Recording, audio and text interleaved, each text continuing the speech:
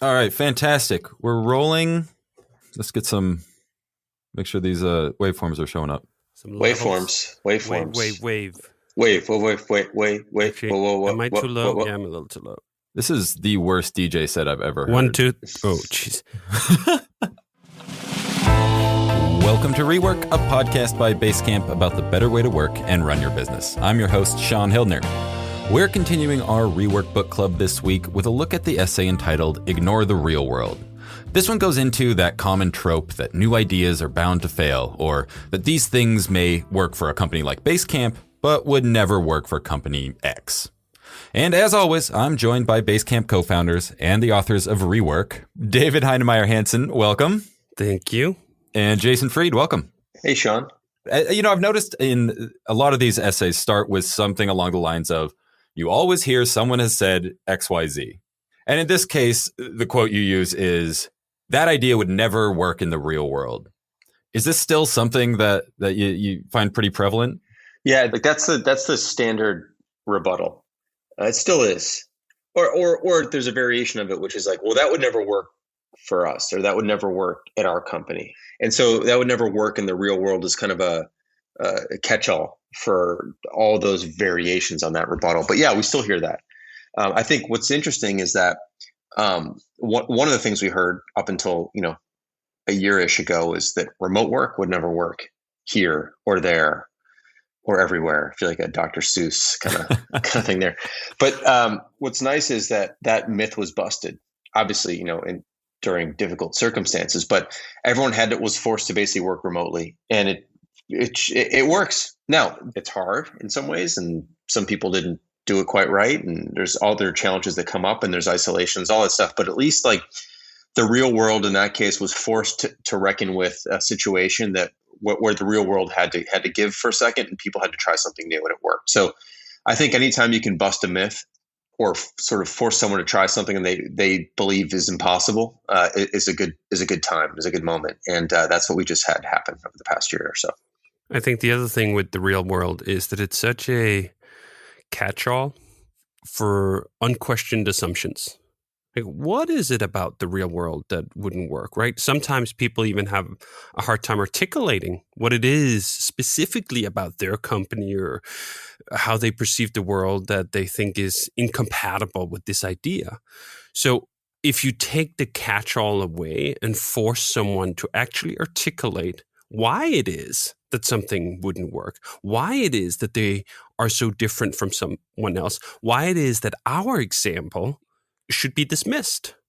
Because one of the things about these books, and Rework in particular, is it's describing what we've actually done. Mm-hmm. It's not a bunch of theory of what could perhaps possibly work in some foreign galaxy somewhere, right? No, Rework in particular is summarizing the first, what's that going to be, 12 years of the company and the things we actually did and how they worked. So that's kind of the postulate that we put out, that these were things that were tried in a real company that makes real money, that has real employees and real customers. Like, the fundamentals aren't that different. We are just like everyone else in the core setup of a business. So given the fact that we've proven to have tried some of these things and they've worked to various levels of success, like, that's where this real world comes from. It's a defensive posture. It's a way of saying, oh, that sounds difficult, without actually having to risk anything, right? Because if you say, that sounds difficult, I'm not going to try, that's probably too hard, you end up sounding like, I don't know, a coward, unambitious. It's much easier to say, oh no, that wouldn't work in the real world. You're actually the one who's delusional. And that's why it's such an important point to take down. Because literally every essay that comes after that could have that rebuttal. Sure. Sure. What is it about new ideas that I guess they're expected to fail? Is this like a risk avoidance thing? Is it there's, I don't know, too much money behind the current status quo? Change is hard. And what we propose is not subtle change. There's a lot of changes in Rework that are very dramatic for how most people run their business. So to even contemplate a handful of these ideas is really daunting. And it's much easier to simply rationalize the things you're already doing that wouldn't require you to change anything and say these people are just nuts. That's why they're talking about this. It's not because it's something that's relevant to me. Because if you allow that these ideas might be relevant to you, you'd have to think about, like, why aren't we doing these things? If meetings truly are toxic, why do we have so many of them? Those are kind of hard questions, particularly inside organizations where change isn't just about changing your mind.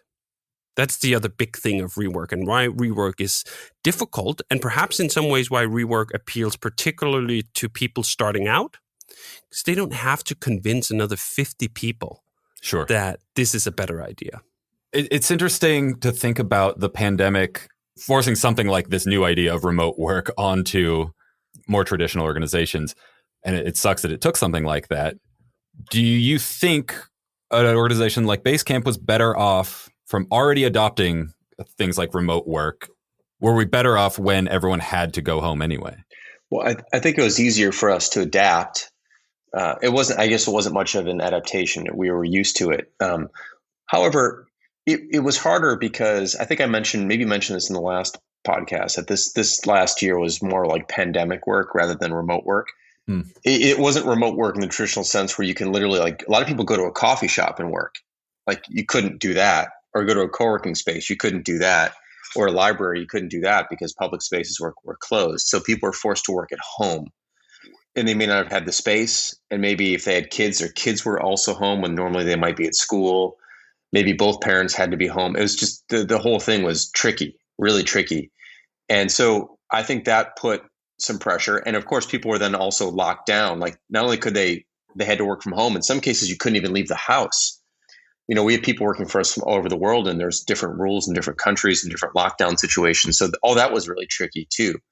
I think that what made it easier for us was simply that we were resilient in this way, and we knew how to work remotely. All of our tooling, Basecamp, is built for remote work. Basecamp, the product itself, which is what we run our whole business on. So we're already used to that compared to, if you're an organization that was fundamentally focused on meetings and in-person conversations, and then being thrown into, first of all, searching for a software tool that worked. A lot of people pick something that doesn't work and they have to look for something else again. It's pretty hectic for a lot of companies. We got to sidestep that, but we also still had our own challenges and difficulties. And the fact that we didn't get to see each other at all was hard, as it was for everybody. So we had a head start, but it still wasn't easy. I think in some ways, actually, the fact that we already had the mechanics down. How do you work together? How do we make decisions? How do we do all of that? That was the easy part. And in some ways, I think perhaps we were caught at times a little off guard that wasn't the end of it. There's so much more than just figuring out, which software should we use? How should we use it? How can we work together productively? How can we do that huge transition from synchronous to asynchronous work? That's one of the key stumbling blocks for a lot of organizations trying to go to remote work. We had all that figured out, but then all of these social issues of simply being cooped up for so long, that the new situations with kids at home, you think like, hey, we should be able to just run as fast as we were. We were already set up for work. Lots of people were already working from home. We shouldn't skip a beat. And I think we weathered that pretty good in the beginning of the pandemic, where we immediately went out and said, like, you know what? We can't have the expectations that we had previously. We're going to we pushed out a major product launch. We were supposed to launch Hey in, I think, April.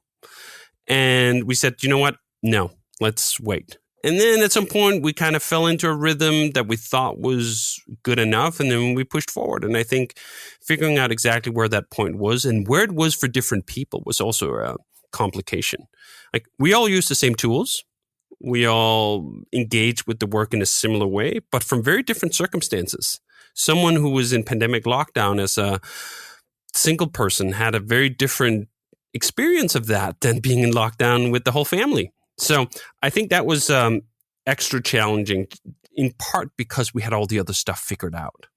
Yeah, it was more unexpected Yes. I mean, if you have to do the big shift, right? Like you were used to, as Jason said, meeting in person, like the entire world is changing. Yeah.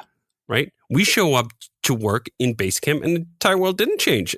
We're still doing the same things. So some of these trickier aspects of it, particularly socially or isolation-wise, I think perhaps were a little more under the radar for us than they would be for other people who expected that everything was going to change, and that was more on the guard for it. But I mean, really, in the grand scheme of things, clearly we shouldn't complain about our readiness.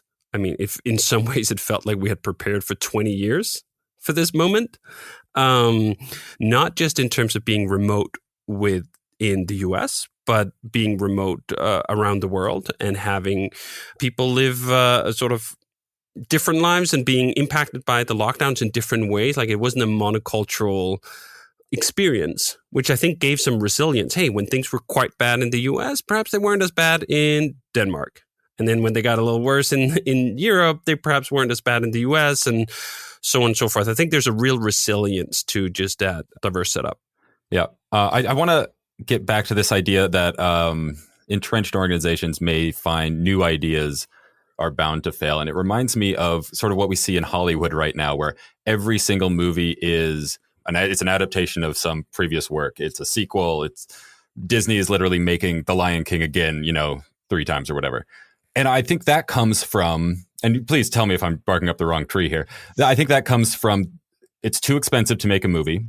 The studios invest too much money and it's too risky to try something new.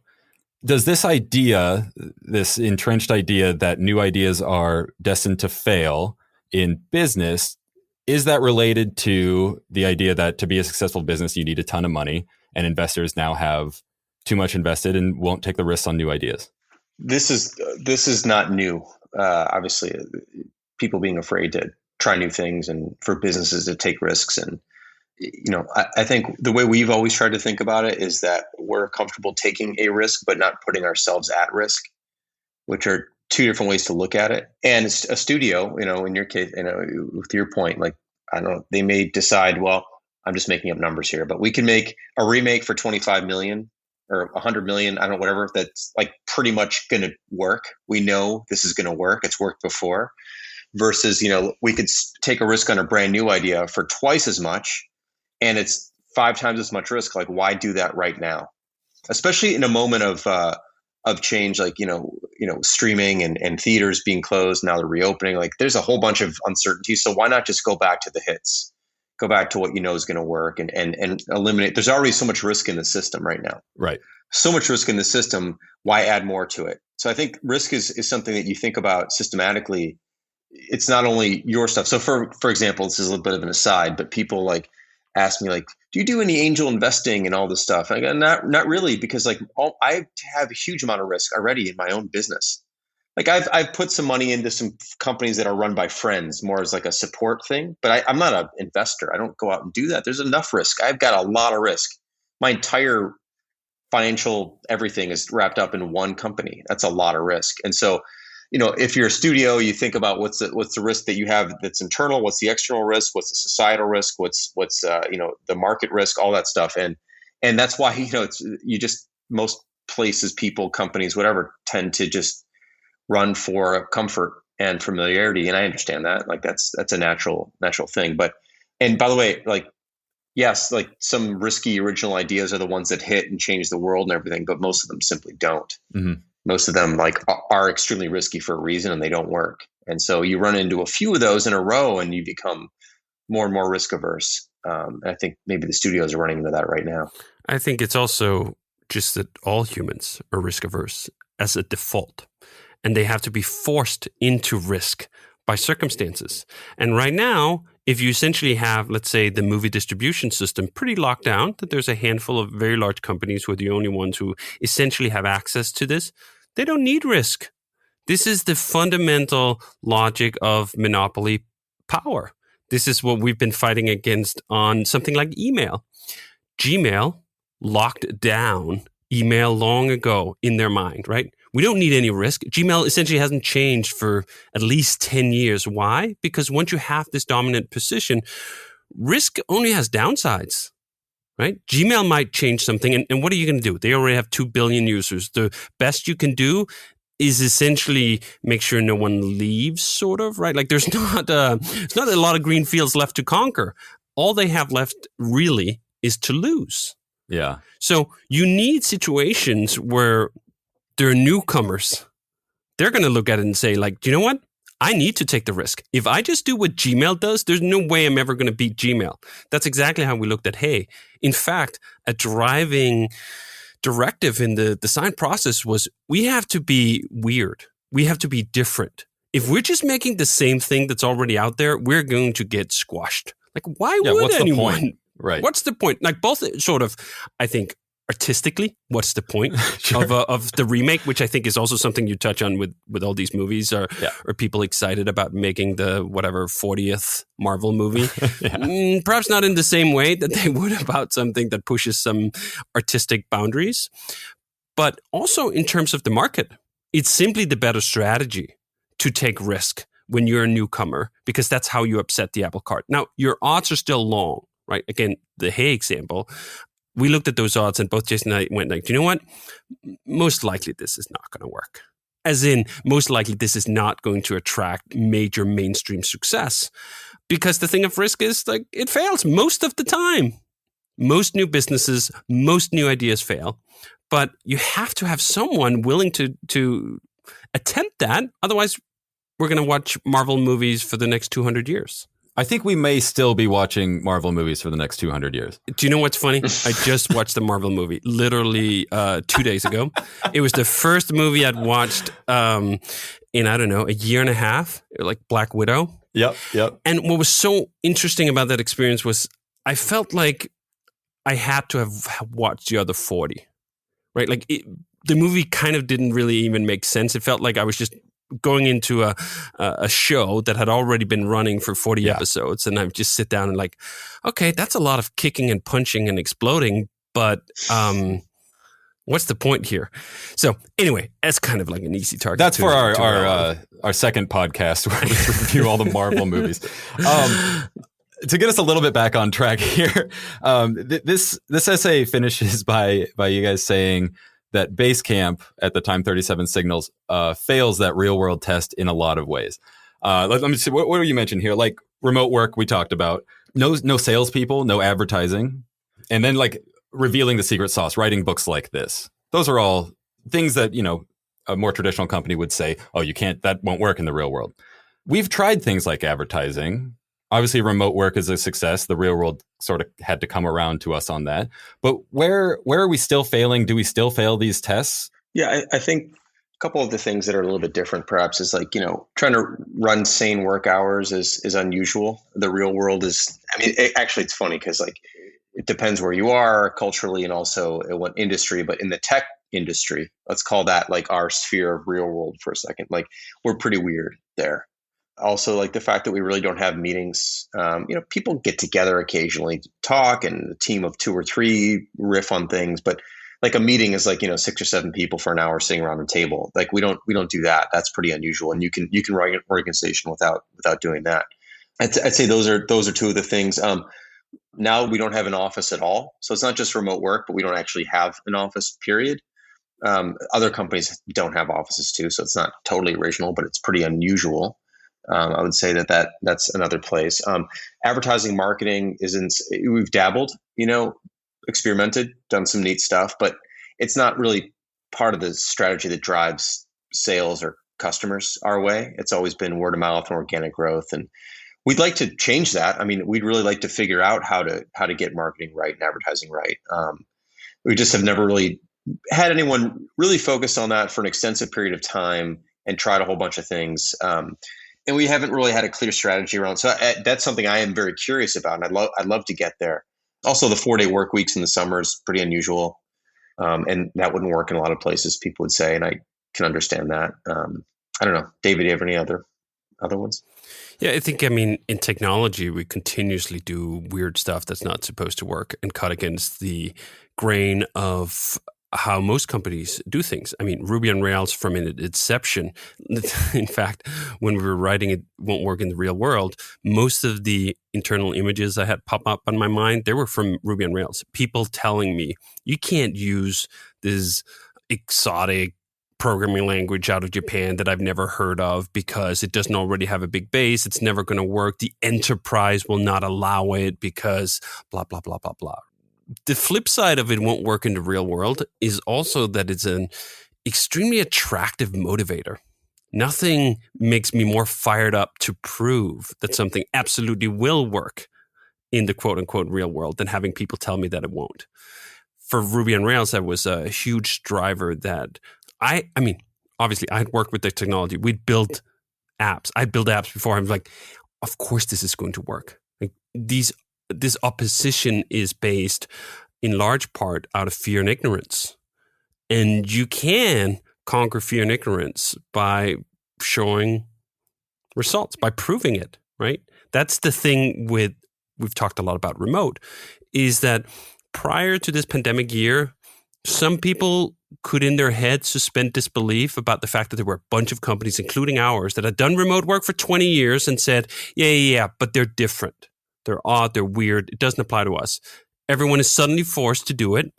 Now there is indisputable proof that not only does it works very well. It has its drawbacks and it has its compromises, but it clearly works very well. We can't go back in the box, right? We can't regress from that and go back to pretending that a whiteboard or a water cooler is an essential component of making work. Right? Like that argument is over. And we've gone through that process with tech, with some of our design approaches, where the initial reaction is, that's never going to work. And then you're like, well, I proved that it did. So that's part of the progress of this. And this is also what's interesting about Rework and looking back upon it, is that when we put out some of these arguments, they are dismissible in the sense that someone can go like, well, that's an anecdote. That's a n equals 1 out of your experiment here. So part of the interest and part of the mission here is, let's get some more people to try this. Because you know what? It is also possible that some of the ideas out of the 88 we have in the book and every single line here, maybe not all of them do work in the quote unquote real world, as in they wouldn't work for most people most of the time. That's part of the science of this, right? We have an hypothesis. We've tested it once under these control conditions. Can we expand the experiment and get more people to essentially validate it? Because that's also how ultimately the large scale change happens. We've just run this enormous worldwide experiment on remote work, validated that it works, and now we live in a completely different universe afterwards. We can check that one off the list. Yes. Fantastic. Well, I think that's a pretty good place to wrap it up. Next week, we're going to be talking about the next essay, which is entitled "Learning from Mistakes is Overrated." So I will see you both next week. That sounds good. Gosh. Thanks, Sean. Awesome. See ya. Thank you both.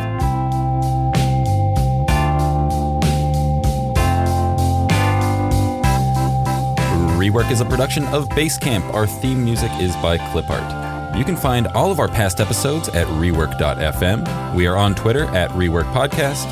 If you'd like to follow along with our little book club, next week we'll be discussing the chapter titled "Learning from Mistakes is Overrated."